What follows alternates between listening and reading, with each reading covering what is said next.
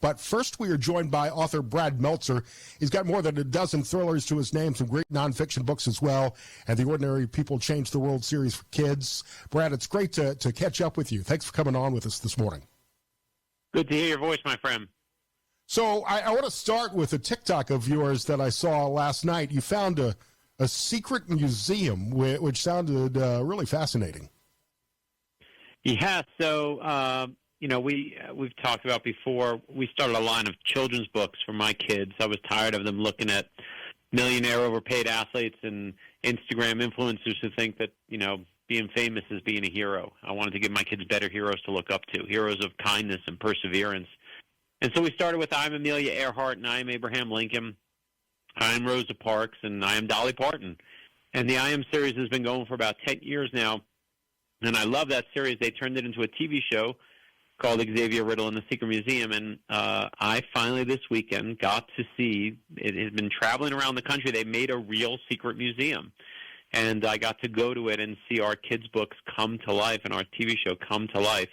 And my wife, when we walked in there, she was just sobbing, seeing this dream that, really started for my own kids and our children.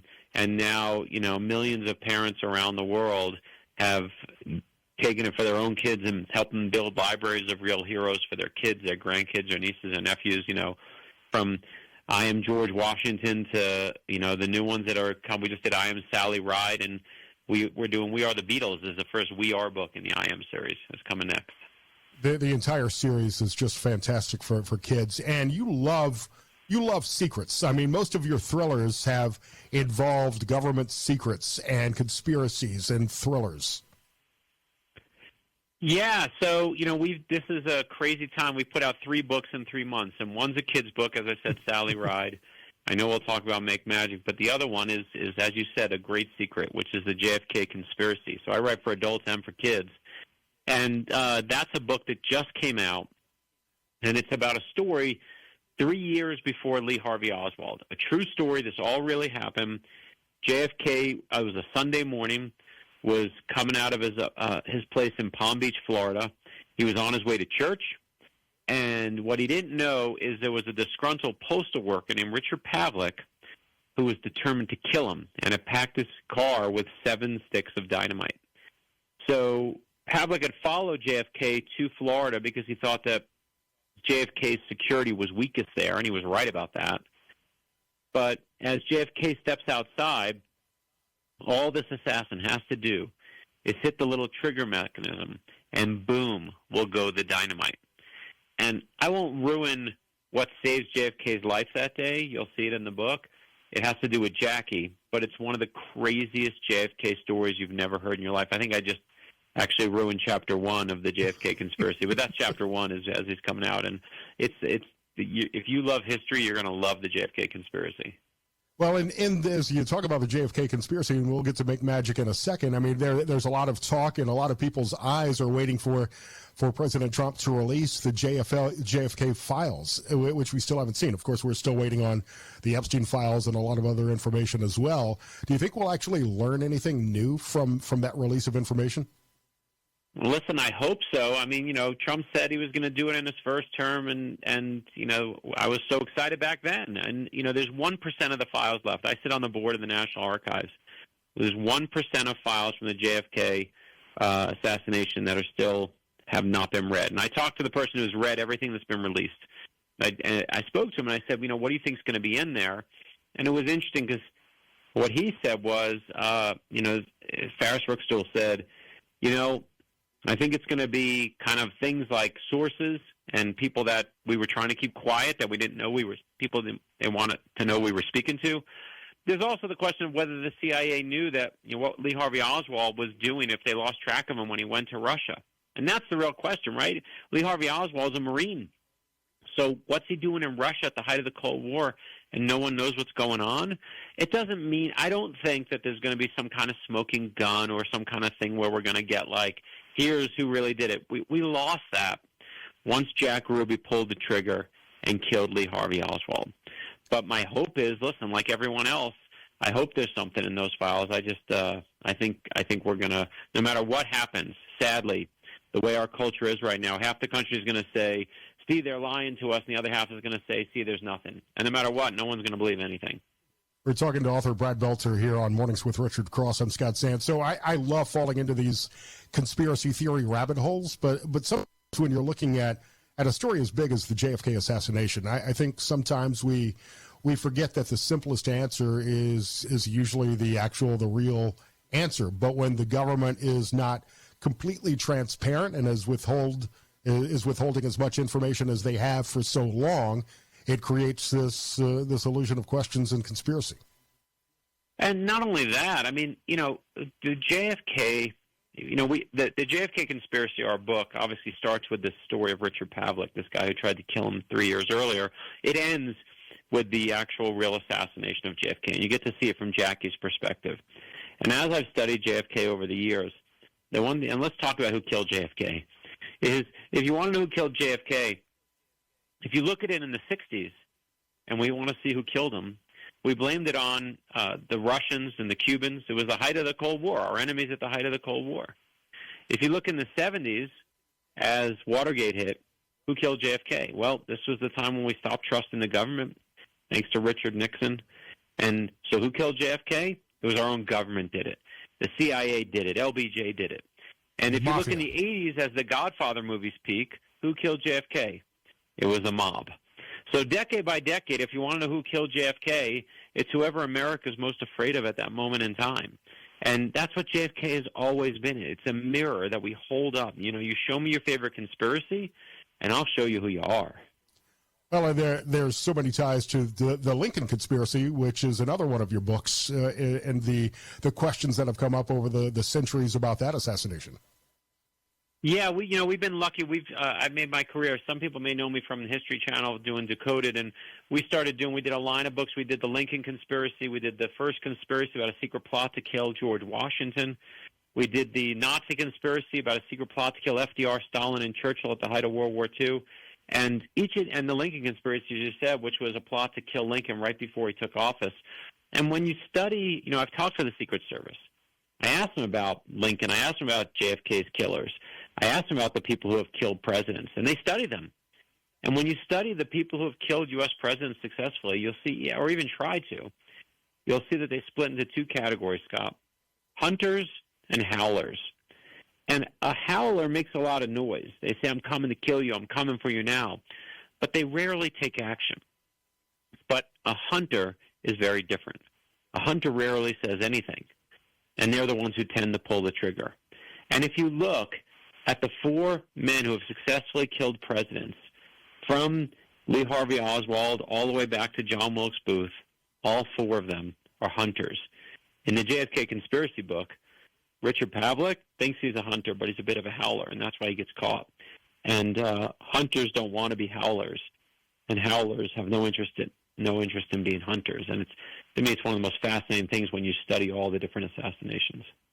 So I want to get into Make Magic in our next segment. We've got about a minute or so here. I'm curious, and this is way off topic, but as you look at conspiracies and the failure to be completely transparent with the American public at times, do you think we'll see any surprises if and when, I'm assuming when, the Epstein files are released? I mean, I think the most obvious thing that people are pointing to as to why it's taken so long is that we're going to learn he was a government agent of sorts. I was pretty amazed how mad everyone was. We were promised those files a couple weeks ago, and the White House blew it. And that was their opportunity. Show us what it is, Ted. Show us what's in it. And the sad part was, they had their boss's name in there. I mean, it's not hard stuff, man. Release the files. If they're there, you got them. Everyone knows you have them, so what's taking so long?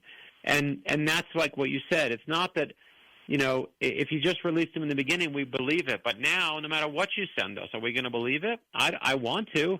I want to see what's in there. But, when you take that long, you're like, well, what are you doing? Well, why aren't we seeing it? And one thing I know is America knows, not always, but sometimes when it's being lied to. You just know when a story. I talked to a reporter years ago. He said that America will fish out the truth. And when Epstein died in that cell, so-called hanging himself, I guess I can believe that he wants to kill himself. But something, with all that security, right, something just smelled fishy there. It's a bad story. And so, of course, we're going to hunt for it. The question is whether we'll believe whatever they give us, and right. That's the hard part. There's such a distrust of the government and the media and what they're telling us that it's hard to expect that we'll believe everything that we're told anyway. Author Brad Meltzer is here on Mornings with Richard Cross. I'm Scott Sands. All about your new book that I love, Make Magic, the book of inspiration you didn't know you needed. That's next here on Super Talk Mississippi. Richard Cross is on vacation on spring break this week. Appreciate you letting me sit in. My name is Scott Sands. Douglas Carswell from the Mississippi Center for Public Policy will join us in a few minutes. This hour, we're also talking with author Brad Meltzer, and he's joining us now. His new book is Make Magic, the book of inspiration you didn't know you needed, and it's based on an amazing speech that he gave to the graduating class at the University of Michigan last year. And Brad, you know I'm an Alabama Crimson Tide fan, much to the chagrin of all the Ole Miss and State people listening to us on Super Talk Mississippi. But even though this was a Michigan speech and you showcased the national champion Michigan Wolverines, I've watched this graduation speech at least 3 or 4 times, and it's absolutely amazing and so inspirational. No, thank you, Brother Scott. You know, it was pretty humbling because I'm a Michigan grad, and they asked me to do the commencement address. It's in front of 70,000 people in the big house, but I was focused on one, my son, who was graduating that year.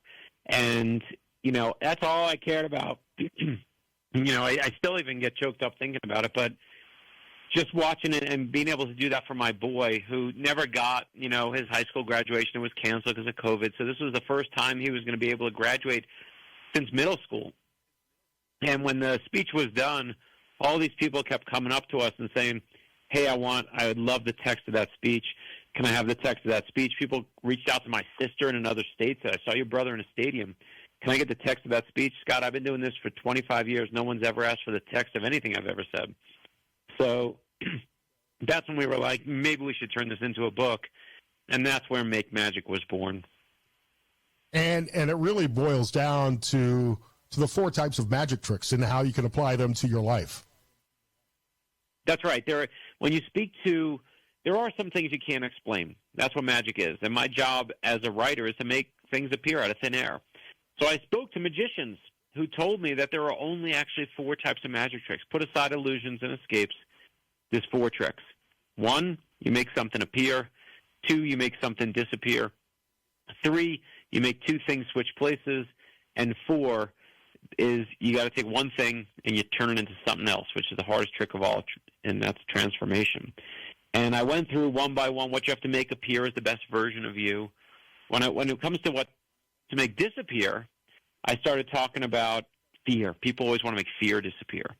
But I said, let me challenge you for a moment. And I told this story, and this is true. When I was in high school for 4 years, to get through high school, I worked at an ice cream store at the Haagen-Dazs in the local mall. And this woman, I remember coming up to me one day. She starts snapping her fingers at me. She says, you got to serve me. And I said, ma'am, I'll be right with you. And she said, nope, you got to serve me now. And I said, you know what, ma'am, you're being rude. I'm not serving you. And she screamed in my face, you're going to be working at this miserable ice cream store for the rest of your miserable life. And I looked at her very calmly and I said, ma'am, if I am working here for the rest of my miserable life, you're still never getting any ice cream. And I used to laugh at that story, saying, oh, it never bothered me. But, Scott, it did bother me. It always got to me. My dad struggled with money his whole life. It made me feel like I was going to have that same struggle in my life. And it made me feel like my life wasn't going to go well. And then I realized that woman drove me. It was like rocket fuel. And that's what you have to do with your fear. Not make it disappear, but you got to use your fear.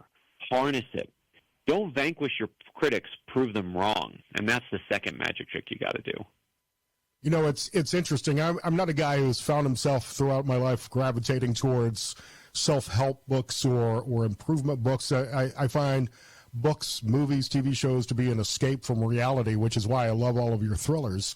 But right now, as you know, Brad, I'm going through kind of a transitional period in my life. I was let go after 10 years from my job. So at my age, it's hard to figure out a way to reinvent yourself when the job that you've been passionate about for your entire life is really no longer available. So I'm reading Make Magic now and looking for those inspirations to make the negative things in my life disappear and figure out what I want to appear in my life and where I move forward from here. Well, not only that, you just did the third magic trick, right? You got to take right. You got to take two things and make them switch places. That's the third magic trick. And there, let's talk about empathy, because that's what empathy is. It's switching places with someone else and putting yourself in their shoes. And I can tell you that when I was 13 years old, my dad lost his job, had nothing left. He had so little, in fact, that we had to move from where we lived in New York down to Florida and move in with my grandparents because we couldn't even afford a place to live, couldn't afford a security deposit. So it was 6 of us, my mom, my dad, my sister, myself, and my 2 grandparents in a 1-bedroom apartment. And, we were sleeping. I mean, there weren't enough beds for everybody. It was terrible. And all the people in the building were trying to get us evicted because they were like, you can't have 6 people in that small space. So this one neighbor across the hallway, I'll never forget, she said to my grandmother, listen, why don't you take my apartment for your family? I'll move out. You use my apartment for them so your family can have some space, can have, that so that they won't get evicted. Nicest thing anyone had ever done for my struggling family. And when I was little, I remember her name as Mercy. But as a kid, I always heard it as Mercy. And make no mistake, mercy and empathy is what she showed us. And today, cruelty and venom, harshly judging those we disagree with, that's become sport in our culture. But cruelty and venom aren't signs of strength. They're signs of weakness and petty insecurity. And what takes strength is showing people empathy. And I love the fact, right, years ago, you may have never said those words of what you were going through right now. But now there are all these people listening who have that empathy for you. And, man, if I could give my kids any advice, it's to bring that through life. Every person listening now, I wish my parents were alive today to see that we're okay, to see that my kids are okay. And every person listening right now is going through some battle. For you, it's the job. There are people listening who are fighting cancer, going through divorce, financial struggles. We're all going through it. And if we can all show each other just a little bit of grace, a little bit of empathy, man, that's how the world gets to be a better place. That is how you make magic. That's what the book is there for. And that's why the book is just taken off, because I think we're starving for kindness and empathy right now. I see it a little differently. I think it's easier sometimes to be empathetic for people you know and care about, but in this age of social media, it's much easier to gravitate towards the clickbait and be mean and say something outrageous to attract attention. I think that's right. Listen, I've had people over the years who say, oh, I don't like this, I don't like that about me. And whenever that happens, I always immediately write back and say, you know what? I'm sorry you feel that way, but thank you for buying that book. And I'm telling you, 90% of the time, Scott, the response quickly comes back and says, I'm so sorry. I didn't realize you were a person. You were really reading this. And that's what we got to do on the Internet, right? Someone said to me recently that Twitter, that what it really is like reading the wall in a bathroom stall. And I was like, that's friggin' right. Like, people are just careless, right? You write there, you write whatever you want. But you don't take that as truth. You'd never read that like you read a newspaper. And I think what we got to do is stop doing that with each other, right? Is find that empathy even for strangers out there. Every person, someone who I adore passed away recently said to me, anytime someone's angry, it actually is someone in pain. And boy, did that calm me down. Because I get angry. My dad had a huge, terrible temper. His dad used to beat him up. Like, temper runs in my family. But what calms me down is knowing that every person out there is going through it. So I think you're right. I think finding empathy in strangers is a far better superpower, a far better magic trick than just about any out there. And I think it's difficult sometimes, especially growing up the way that I did and so many of us did, to admit weaknesses and to ask for help from time to time. It's hard to be humble. I think is the point of that is sometimes listen, after a while. I can tell you, my dad was struck by lightning. If I ever told you the story, and his dad was struck by lightning. My grandfather was struck by lightning, which means, Scott, you don't want to be in a rainstorm with me, right? Like, right. I'm bad luck on that. But the truth is my dad my dad's father served in World War II, and he was a boxer, and he used to beat up my dad.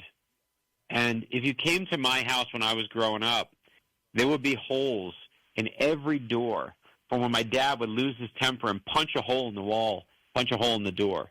The only door that had no holes in it was my door. My sister and my door, we shared a little bedroom. And it was the one place my dad was determined not to be his father. And it's easy, like when lightning strikes and it's going to strike again in the same spot. My dad should have beat me up when I was little. Why? Because that's how violence transfers generationally, right? It just goes down, passed down through the family. But my dad was shown empathy and shown kindness by his father-in-law, by my mother's dad. And he said, you know what? I'm not going to be my father.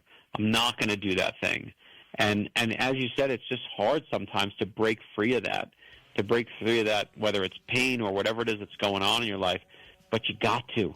And the only way to break free of that is with a positive thing, whether it's love. And I'm not one of those new agey people. I'm like you. I don't read self-help books.